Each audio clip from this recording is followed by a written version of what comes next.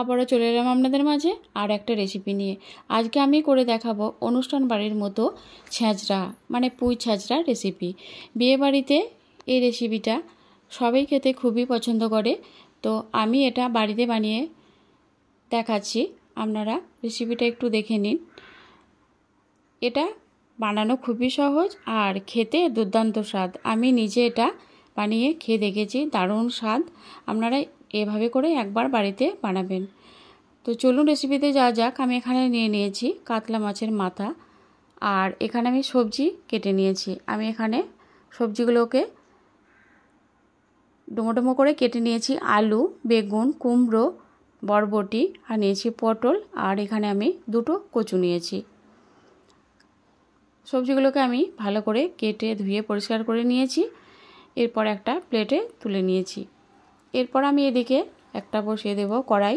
কড়াইটা খুব ভালো করে গরম করে নেব। এর মধ্যে আমি দিয়ে দেব সর্ষের তেল, আর আমি এই রান্নাটা সর্ষের তেলেই করব। এখানে আমি সর্ষের তেলটা একটু বেশি পরিমাণে দিয়েছি, কারণ এখানে আমি মাথাগুলোকে ভেজে তুলে নিয়ে ওর মধ্যেই আমি সবজিগুলো ভেজে নেব। এরপর আমি এই মাথার মধ্যে দিয়ে দিলাম স্বাদ মতো নুন আর হলুদ। এরপর আমি এগুলোকে হাত দিয়ে খুব ভালোভাবে হলুদ আর নুন মেখে নেব। তো এদিকে তেলটা গরম হয়ে গেছে, এর মধ্যে আমি মাথাগুলো এক এক করে ছেড়ে দেব। মাথাগুলো তেলের মধ্যে দিয়ে ভালো করে উল্টে পাল্টে মাথাগুলোকে ভেজে নেব।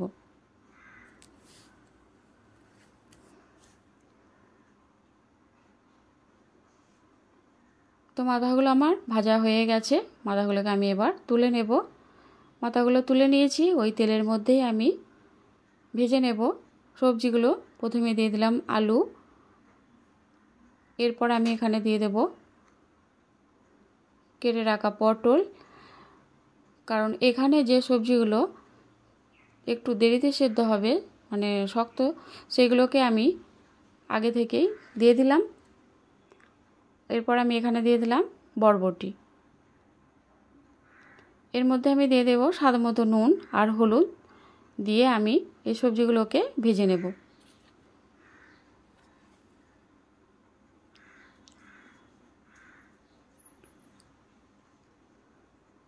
সবজিগুলো দেখুন প্রায় হাফ ভাজা হয়ে গেছে। এরপর আমি এখানে দিয়ে দেব কেটে রাখা বেগুন আর কুমড়ো। এগুলো ভাজতে খুবই কম সময় লাগে এবং খুব তাড়াতাড়ি নরম হয়ে যায়, সেই জন্য আমি এগুলোকে একটু দেরিতে দিয়েছি।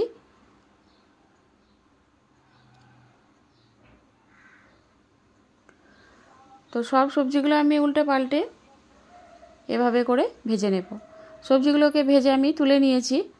ওই কড়াইয়ের মধ্যে আমি দিয়ে দিলাম দুটো শুকনো লঙ্কা আর 1 চামচ 5 ফোড়ন। তো ফোড়নটাকে আমি একটু ভালো করে ভেজে নেব। আর এই রান্নাটা অবশ্যই সরষের তেলে করার চেষ্টা করবেন। এরপর আমি এখানে দিয়ে দিলাম দুটো মাঝারি সাইজের কোচানো পেঁয়াজ। পেঁয়াজটাকে দিয়ে আমি ফোড়নের সঙ্গে খুব ভালো করে নেড়েচেড়ে ভেজে নেব। তো এখানে আমি দেখুন কেটে রেখেছি পুঁই শাক, এটাকে ভালো করে ধুয়ে পরিষ্কার করে নিয়েছি। আর পুঁই শাকটাকে একটু ছোটো ছোটো করে কেটে নিতে হবে। তো দেখুন পেঁয়াজটা আমার ভাজা ভাজা হয়ে গেছে। এরপর আমি এখানে দিয়ে দেব কেটে রাখা পুঁই শাক। পুঁই শাকটা কিন্তু এটা আমার ছাদ বাগানের পুঁই শাক, খেতে তো আরও টেস্টি হবে।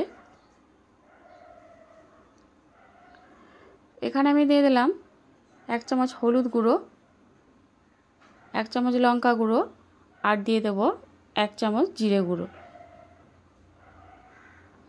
মশলাগুলো শাকটার সঙ্গে খুব ভালো করে নেড়েচেড়ে মিশিয়ে নেব।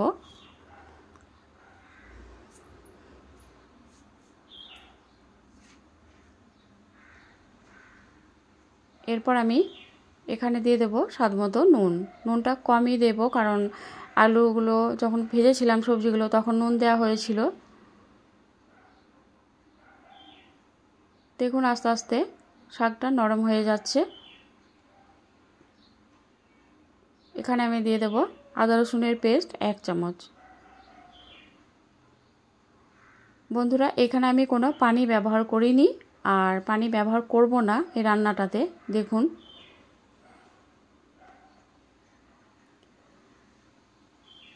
শাকটা অনেকটাই নরম হয়ে গেছে ভাজতে ভাজতে, আর শাকের থেকে যে পানি ছিল সেটা অনেকটাই শুকিয়ে এসেছে। এরপর আমি এখানে দিয়ে দিলাম 1 চামচ চিনি। চিনিটা দেওয়ার অবশ্যই চেষ্টা করবেন। এরপর আমি ভেজে রাখা সবজিগুলো এর মধ্যে দিয়ে দেব। সবজিগুলোকে দিয়ে শাকটার সঙ্গে খুব ভালো করে নেড়েচেড়ে মিশিয়ে নেব।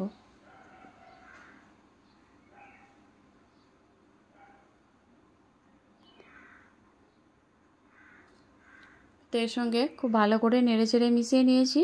এরপর এটাকে আমি ঢাকনা দিয়ে ঢেকে দেব। আর অবশ্যই এই রান্নাটা ঢাকনা দিয়ে ঢেকে করতে হবে, না হলে যে সবজিগুলো একটু শক্ত সেগুলো হয়তো সেদ্ধ হবে না ভালোভাবে। তো দেখুন অনেকটাই নরম হয়ে গেছে আর সে সবগুলোই সেদ্ধ হয়ে গেছে প্রায়। এরপর আমি এখানে দিয়ে দেব ভেজে রাখা মাথাগুলো। মাছের মাথাগুলো আমি এর মধ্যে দিয়ে আবারও এর সঙ্গে খুব ভালো করে নেড়েচেড়ে মিশিয়ে নেব। এভাবে উল্টে পাল্টে মাছের মাথাগুলো এর সঙ্গে মিশিয়ে দেব।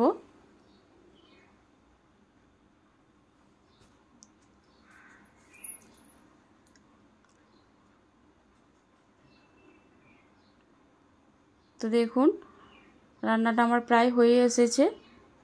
সব সবজিগুলো নরম হয়ে গেছে আর শাকটাও সেদ্ধ হয়ে গেছে, এর সঙ্গে দারুণভাবে মিশে গেছে। এরপর আমি সবশেষে দিয়ে দিলাম 1/2 চামচ গরম মশলার গুঁড়ো। এখানে আমি আর কিছু মশলা ব্যবহার করব না। তো এই রান্নাটা আমার হয়ে গেছে। দেখুন কতটা সুন্দর লাগছে দেখতে, খেতে অসম্ভব সুন্দর। কেমন হয়েছে আপনারা অবশ্যই জানাবেন। ভালো থাকবেন, সুস্থ থাকবেন।